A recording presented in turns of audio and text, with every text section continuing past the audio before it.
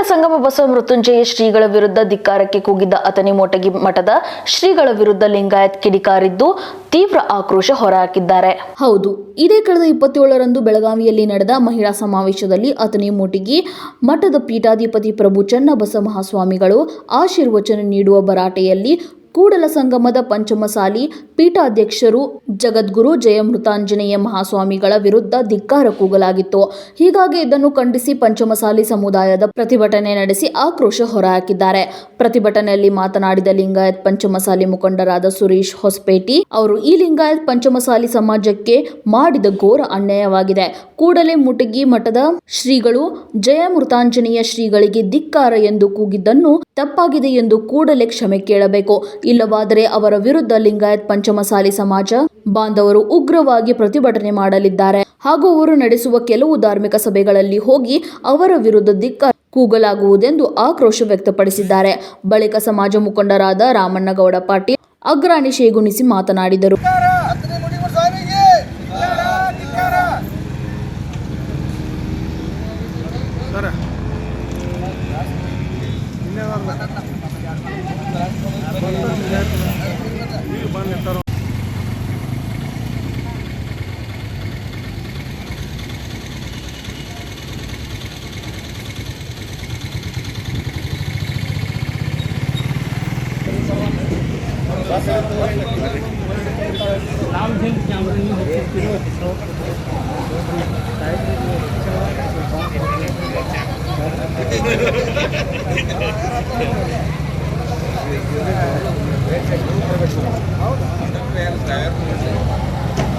ಧರ್ಮ ಬೋಧನೆ ಮಾಡುವುದು ಅವರು ಮುಖ್ಯ ಕೆಲಸ.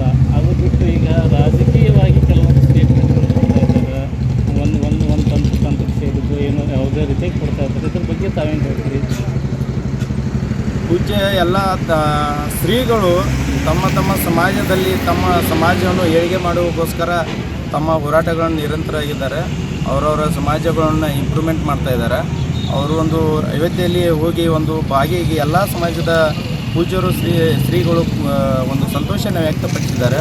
ಆದರೂ ಈಗ ಅಥಣಿ ಸ್ವಾಮೀಜಿಗಳು ಈ ಥರನಾಗಿ ಹೇಳಿಕೆ ಕೊಡುವುದು ಒಂದು ತಪ್ಪು ಸಂದೇಶ ಹೋಗುತ್ತೆ ಅಂತೇಳಿ ಕೊಂಡು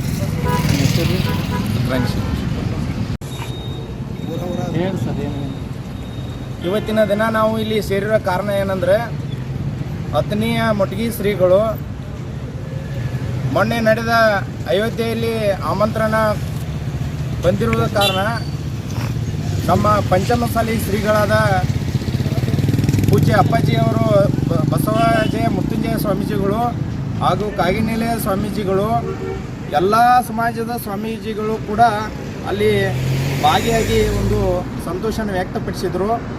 ಅದರ ಅಗೇನೆಸ್ಟ್ ಆಗಿ ಅಥಣಿಯ ಮೊಟಗಿ ಶ್ರೀಗಳು, ಮೊಟಗಿ ಮಠದ ಶ್ರೀಗಳು ಅಗೇನೆಸ್ಟ್ ಆಗಿ ಅವರಿಗೆ ಧಿಕ್ಕಾರ ಕೂಗಿ ಅವರೊಂದು ಅವಹೇಳನಕಾರಿ ಕೊಟ್ಟಿರೋದಾಗಿ ಒಂದು ಎಲ್ಲ ಸಮಾಜಗಳಿಗೆ ಒಂದು ನೋವು ಉಂಟಾಗಿದೆ. ಅದಕ್ಕಾಗಿ ಅವರು ಎಲ್ಲ ಅವರಲ್ಲಿ ಏನೋ ಒಂದು ಕೇಳೋದೇನೆಂದರೆ, ದಯಮಾಡಿ ಏನು ನೀವು ಅವಹೇಳನಕಾರಿ ಕೊಟ್ಟಿದ್ದೀರಿ, ಇದಕ್ಕೆ ಕ್ಷಮೆಯನ್ನು ಕೇಳಬೇಕಂತೇಳಿ ಆ ಸ್ವಾಮೀಜಿಯವರ ಕಡೆ ನಾವು ಒತ್ತಾಯ ಮಾಡ್ತಿದ್ರಿ. ಪರಮ ಪೂಜ್ಯ ನಮ್ಮ ಪರಮ ಪೂಜ್ಯ ಬಸವಜಯ ಮುತ್ತು ಸ್ವಾಮೀಜಿಯವರು, ಕಾಗಿನೆಲೆ ಸ್ವಾಮೀಜಿಯವರು, ವಾಲ್ಮೀಕಿ ಸಮಾಜ ಸುತ್ತೂರು ಮಠದವರು, ತುಮಕೂರು ಸಿದ್ದರಾಮರು ಎಲ್ಲರೂ ಸೋರು ಅಯೋಧ್ಯದ ಆಮಂತ್ರಣದ ನಿಮಿತ್ತ ಅಲ್ಲಿ ಅಯೋಧ್ಯೆಗೆ ಹೋಗಿದ್ದರು. ಅಲ್ಲಿ ಹೋದ ನಂತರ ಅಲ್ಲಿ ಒಂದು ಸ್ವಲ್ಪ ಪಾದಯಾತ್ರೆ ಮಾಡೋದು, ಅಡ್ಡಾಡ್ಕೊತ ಹೋಗೋ ಟೈಮ್ದಾಗ ಅದನ್ನು ಮೊನ್ನೆ ನಮ್ಮ ಅಥಣಿ ಮಠದ ಚನ್ನಬಸವ ಸ್ವಾಮೀಜಿ ಒಂದು ಫಂಕ್ಷನ್ದಾಗ ಏನು ಮಾಡ್ಯಾನು, ಅಲ್ಲಿ ವಾದದ ನಡ್ಕೋತ ಹೋಗಿ ಕಿಶಂದ ಎಲ್ಲರೂ ಏನು ಅಂತಂದ್ರೆ ಒಂದೊಂದು ಸಮಾಜಕ್ಕೊಂದು ಪೀಠ ಮಾಡ್ಕೊಂಡಾರೆ. ಇವರ ಪೀಠ ಮಾಡ್ಕೊಂಡು ಕಿಶಂದ ಎಲ್ಲರೂ ತಮ್ಮ ಇದನ್ನು ಮಾಡ್ಕೊಂಡು ಹೋಗ್ಯಾರು. ಇವ್ರಿಗೆ ನಾನು ಧಿಕ್ಕಾರ ರೀ. ಅದನ್ನು ನಾವು ಇವತ್ತು ಆ ಸ್ವಾಮೀಜಿ ಹೇಳಿಕೆಗೆ ಖಂಡಿಸ್ತಾ ಇದ್ದೇವೆ. ಯಾವ ಸ್ವಾಮಿಗಳ್ರಿ? ಅಥಣಿ ಮುಟಗಿ ಮಠ ಸ್ವಾಮಿಗಳ್ರಿ. ಅದಕ್ಕೆ ನಾವು ಇವತ್ತು ಅದು ಸ್ವಾಮಿ ಜಿ ಅವರಾಗಲಿ ಇವನು 4-5 ದಿನದಾಗ 2-3 ದಿನದಾಗ ಅವ ಕ್ಷಮೆ ಕೇಳಬೇಕು.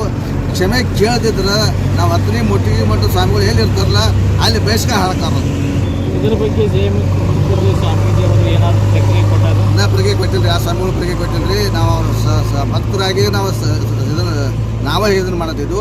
ಅವ್ರು ಅಥಣಿ ಮುಟಗಿ ಸ್ವಾಮಿಗಳು ಎಲ್ಲೇ ಫಂಕ್ಷನ್ಗೆ ವಾದ್ರಂದ್ರೆ ಅವರು ಎಲ್ಲಿ ಬರ್ತಾರಲ್ಲ ಅಲ್ಲೇ ಹೋಗಿ ನಾವು ಕಿಶಂದ ಅವ್ರಿಗೆ ಧಿಕ್ಕಾರ ನಾವು ಕೂಗಾರೋದು. ಹೆಸರು? ನನ್ನ ಹೆಸರು ಸುರೇಶ್ ಮಲ್ಲಪ್ಪ ಆದ್ಮೇಲೆ ಶರಣಾರ್ಥಿ ಮೊನ್ನೆ ಬೆಳಗಾವಿಯಲ್ಲಿ ಜರುಗಿದ ಲಿಂಗಾಯತ ಪ್ರಥಮ ಮಹಿಳಾ ಸಮಾವೇಶದ ಸಂದರ್ಭದಲ್ಲಿ ಕೆಲವು ನನ್ನ ವಿಚಾರಗಳನ್ನು ವ್ಯಕ್ತಪಡಿಸಿದ್ದೆ. ಬಸವ ತತ್ವ ನಿಷ್ಠೆಯ ಹಿನ್ನೆಲೆಯಲ್ಲಿ ನಮ್ಮ ಬಸವ ನಿಷ್ಠೆಯ ಬದುಕು ನಮ್ಮದಾಗಬೇಕು ಅನ್ನುವ ಆಶಯದ ಹಿನ್ನೆಲೆಯಲ್ಲಿ ನನ್ನ ಕೆಲವು ಮಾತುಗಳನ್ನು ಹಂಚಿಕೊಂಡಿದ್ದೆ. ಆ ವಿಷಯವಾಗಿ ಏನಾದರೂ ಹೇಳುವಲ್ಲಿ ವ್ಯತ್ಯಾಸ ಅನಿಸಿದ್ದರೆ ಅಥವಾ ಯಾವುದಾದರೂ ಗುರುಗಳಿಗೆ, ಪೀಠಕ್ಕೆ, ಸಮಾಜಕ್ಕೆ ನೋವಾಗಿದ್ದರೆ ನಾನು ವಿಷಾದ ವ್ಯಕ್ತಪಡಿಸುತ್ತೇನೆ. ಸರ್ವಧರ್ಮದೊಂದಿಗೆ, ಸರ್ವ ಬಾಂಧವರೊಂದಿಗೆ ಸುಮಧುರ ಬಾಂಧವ್ಯವನ್ನು ಹೊಂದಿರುವಂತಹ ನಾನು ಪರಸ್ಪರ ಎಲ್ಲರ ಪ್ರೀತಿ ವಿಶ್ವಾಸವನ್ನು ಬಯಸುವವನಾಗಿದ್ದೇನೆ. ಆ ರೀತಿ ನಾನು ಕೂಡ ಎಲ್ಲರೊಂದಿಗೆ ಬೆರೆತವನಾಗಿರುತ್ತೇನೆ. ಈ ಕಾರಣಕ್ಕಾಗಿ ನನ್ನ ಭಾವನೆಗಳನ್ನು ತಮ್ಮೊಂದಿಗೆ ಹಂಚಿಕೊಂಡು ವಿಷಾದವನ್ನು ವ್ಯಕ್ತಪಡಿಸಿ ತಮ್ಮ ಎಲ್ಲರ ಸಹೃದಯತೆಯನ್ನು ನಾನು ಪ್ರೀತಿಸುತ್ತಾ ಅಪೇಕ್ಷಿಸುತ್ತೇನೆ. ಶರಣಾರ್ಥಿ.